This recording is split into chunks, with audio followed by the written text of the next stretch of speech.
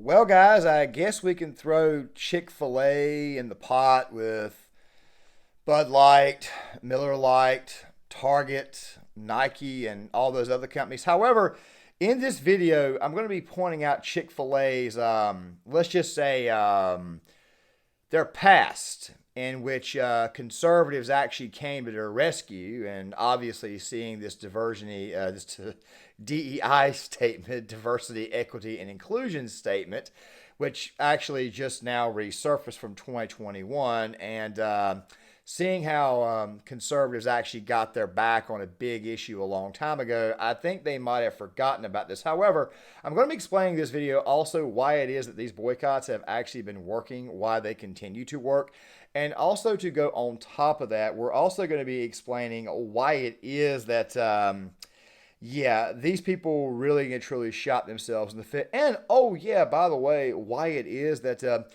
we probably should have seen this coming back in 2020, so make sure you guys stick around for the full video.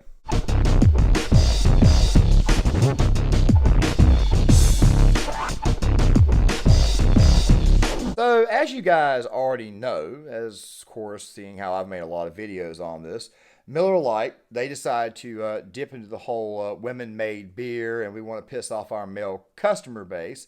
Bud Light also did the exact same thing, only for that guy to come out as actually, well, we'll talk about that in another video. I'll just leave this video right here in the description box for you guys to see because, yeah, I advise you guys do so. Also, to go on top of Bud Light, Anheuser-Busch, go on top of Target right now, why it is that all these companies have been shooting themselves in the foot and they just can't get the hint that conservatives are actually for real this time. This isn't just some form of a strange, very, very quick boycott. I'm just not going to buy your content, just not going to buy your stuff. It's not so much that there, as I'll explain in this video, and why it is that Chick-fil-A needs to kind of know their audience because they were involved in an issue where conservatives got their back in 2011, 2012 timeframe, in which the mayor of Chicago at that time, Rahm Emanuel, practically said this here. Fil-A restaurant in Laguna Hills, California was met with protest. Gay rights supporters calling for boycotts after the president of the chicken restaurant chain said he opposed same-sex marriage. Those kinds of messages and that kind of rhetoric is very, very hurtful to our families. Chicago is the latest city to yank the welcome mat.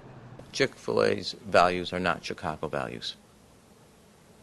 They're not respectful of our residents, our neighbors, and our family members. Mayor Rahm Emanuel. That's correct. It was the gay marriage ordeal. But before we go any further on this, I want you guys to see this really quick. This was back in 2020 during the George Floyd riots, during the whole Antifa protests, all that stuff there, which, by the way, they were all really just riots that just destroyed cities and towns. I want you guys to see this. I'm going to kind of explain the reasoning here, why in the world he may have been doing this, but why at the same time, though, it was also a very dumb move. Pay very close attention. Folks, just to put some words to action here, and if we need to find somebody that needs to have their shoe shine, we need to just go right on over and shine their shoes. And whether they got tennis shoes on or not, maybe they got sandals on, it really doesn't matter. But there's a time in which we need to have, you know, some personal action here. Maybe we need to give them a hug too, brother. And some stock in Chick-fil-A.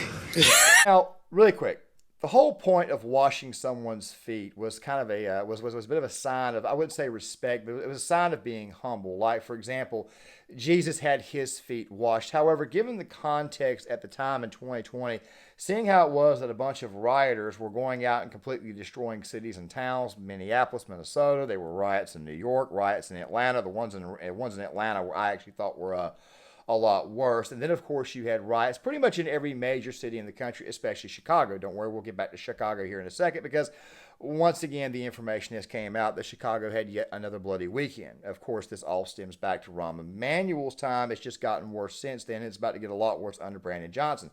But here's the deal, though. You typically don't tend to wash the feet of the people who are destroying your property, destroying your town, destroying your city. As a matter of fact, in my state, there's a city right outside our capital named Cary where a lot of women who were actually, I think, were beauty shop workers, were actually beauticians, were outside washing people of color's feet, even though they had previously been destroying property in the area for whatever reason you thought was a good idea. these same people, of course, would come back to redestroy property again later on that day and later on throughout the week as the riots continued on. Practically, they obviously did not get the message. But Chick-fil-A, for the most part, has always been a company that has prided itself on being Christian-ran, Christian company. I mean, hell, the company's not even open on Sundays. Well, you also got to ask yourself a question. Who primarily buys stuff from Chick-fil-A? It's normally working class people like myself, which, by the way, I haven't had Chick-fil-A in months, but still at the same time, though, I can't knock their sandwiches. However, I can knock them in this sentiment here, or this position here, because this was obviously a very dumb move, especially given the past. Now, 10 years ago, or it was 11 years ago, the gay marriage thing. I'm going to roll this right here for you guys here in a second. Chick-fil-A took an open stance against gay marriage, saying, we're a Christian company, we're not in favor of this. And, of course, the infected mob, which really was just the classical liberal mob that eventually became the leftward mob, that eventually became the infected mob, as we know today, they decided to show up and let's just say they decided to start doing protests and stuff, as you guys saw before. And then eventually Barack Obama, in an effort to get their votes because he was actually losing voters going into 2012, he decided to come out and say that he was in favor of gay marriage. This right, of course, was being done after he said he was not in favor of gay marriage, the exact same way the current president of the United States, Joe Biden, also said the exact same thing. Also, something else, too, Hillary Clinton at one point in time was not in favor of gay marriage, and neither was John Kerry. Funny how it is that Democrat politicians are normally the ones who pull the whole I voted for it before I voted against it type thing. It's very, very, very weird dichotomy. The Republicans do it, too, just not as bad as Democrats, because obviously Democrats pander more because they have more overall groups to pander to. They're single-issue voters. Don't worry, I'll do a video on I'm still working on a script for the video on identity politics. But it got so bad. It got so bad at one point in time that this little incident right here happened in a drive-thru at a Chick-fil-A. Employees are trying to earn a paycheck. They're trying to support their families. But, they're getting caught in the middle of all of this. Folks, I want you to see this video that was posted on YouTube. A man who opposes Chick-fil-A, right? He opposes that Chick-fil-A stance on gay marriage. He goes through a drive-thru window and lets an unsuspecting worker have it. I'm waiting in line. I'm next in line. I'm pretty excited about my free water. Is this my free water? It is. Awesome. You know why I'm getting the free water, right? I do not. Because Chick-fil-A is a hateful corporation. I disagree. I wouldn't. I know, we but don't treat any of our customers differently. I don't believe corporations should be giving money to hateful I'm really uncomfortable groups. that you're videotaping. Totally understand. I'll take my water. Okay. It's my pleasure to serve you always. Oh. Well, now the guy who posted the video online, Adam Smith, was fired by his employer. His old company said this: they regret the unfortunate events that transpired yesterday in Tucson between our former chief financial officer / treasurer, Adam Smith, and an employee at Chick-fil-A. Mr. Smith is no longer an employee of the company. We respect the right of our employees and all Americans to hold and express their personal opinions. However, we also expect our company officers to behave in a manner commensurate with their position. I mean, what idiot does that? Like who has actual spare time to go through a drive-thru, or let alone even leave a Yelp review? What type of person actually does this? I mean, obviously somebody who's infected. That guy actually took the time to drive into a Chick-fil-A drive-thru, order a water, and then chose to completely berate a young girl. What kind of man does that? Seriously, what kind of person does that? Only, I mean, this isn't like going into a restaurant or going to a drive-thru and complaining about your burger not looking like the image that they put on the menu. It's not like somebody screwing up your order. This guy chose to make a political statement by going through a drive-thru and berating a young girl. Yeah, and you want to know why it is that so many people, so many normal people cannot stand libs. Granted, you might could say that maybe these were the classical liberals that typically tend to go on about their day, but then they become the good old-fashioned Karen. Yes, Karens can also be male. This guy right here was, in fact, a male Karen, and there were a lot of people doing it at that time. But at that point in time, libs and the infected obviously knew not to be so overbearing. You kind of a theme that we're going to be talking about a little bit more in this video about how much one can take and how much one cannot take. Typically, what happens is that conservatives tend to go on about their normal day. Moderates, we just get off of work after we get upset. If something pisses us off, we just take a shot of liquor, get up, go to bed, get up and go to work the next morning. Libs and lefties, on the other hand, they have to kind of like pout and cry about things. You see, when conservatives go out and boycott, typically we say, look, man, we're done with your company. We walk the hell away. And we typically don't say a whole lot after that. I mean, and normally when we do say something, it's normally pretty hard, pretty firm. That's kind of how we do things. Where when libs do it, they just come off as whiners, just whining like crazy. Just the good old-fashioned stuff that the infected do. Then Chick-fil-A turned right back around after that, and they were able to give away, let's just say they were able to give away free food. People went and got the food. They were able to spin it around and actually generate more business. You probably said, well, free food doesn't really generate you any money. No. That free food, that free exposure also got people to go and buy Chick-fil-A. One more thing about that, too. How many Chick-fil-A's have you guys ever seen that were near college campuses? You see, I was going to a community college at that time, and we had a Chick-fil-A right across the road. And during this entire campaign, Chick-fil-A had workers outside giving away free chicken biscuits, free chicken sandwiches, spicy chicken sandwiches. And not only would people take the free chicken sandwich, but then they would go right back inside the restaurant and order again. Typically what they would do is that they would eat their French fries and they would eat the chicken sandwich they bought inside. And they would keep the free one for later on and eat it like the very next morning. College kids typically tend to do that.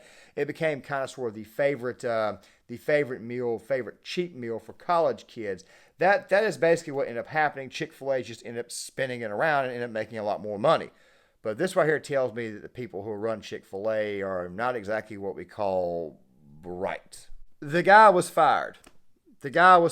He was kicked off the job site. He was not allowed to go back and work at that place, as you guys saw in that headline news piece. By the way, this right here is when the media seemed to care, because the media obviously cared about the girl who at the time was probably making right around $8 or $9 an hour, and she was just simply trying to get through her workday. That girl would eventually go to Fox News. I believe she was on Sean Hannity one night. I'm not entirely sure, but of course, she was just simply trying to get through her day.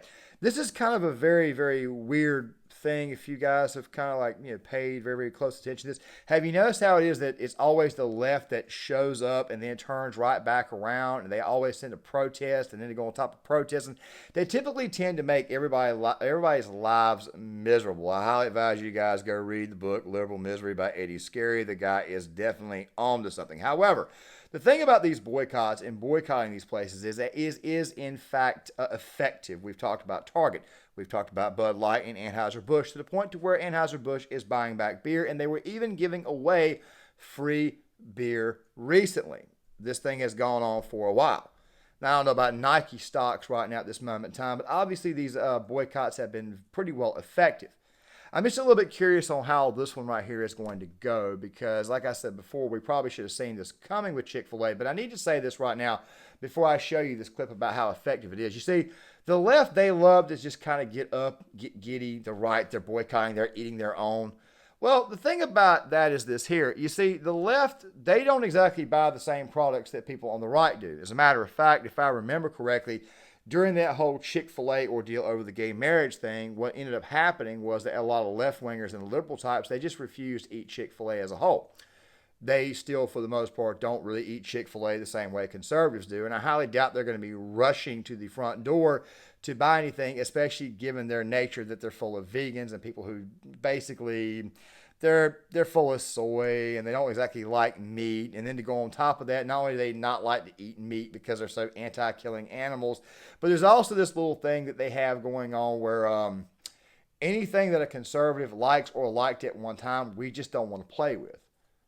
Very, very, very strange. I mean, like I said, it's like Chick-fil-A is kind of shooting themselves in the foot in both directions. But I want to kind of let this guy right here kind of explain it to you. He's had a tweet about this that has kind of sort of gone pretty well viral, gotten a lot of views here recently. Just pay very close attention. Crazy again, they're trying to mock the left is going crazy again. They're trying to mock the conservatives, because now we're talking about Chick-fil-A, because Chick-fil-A has diversity, equity, and inclusion going on in their organization.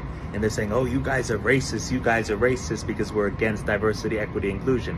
No, diversity, equity, inclusion has nothing to do with race. Diversity, equity, inclusion has to do with woke.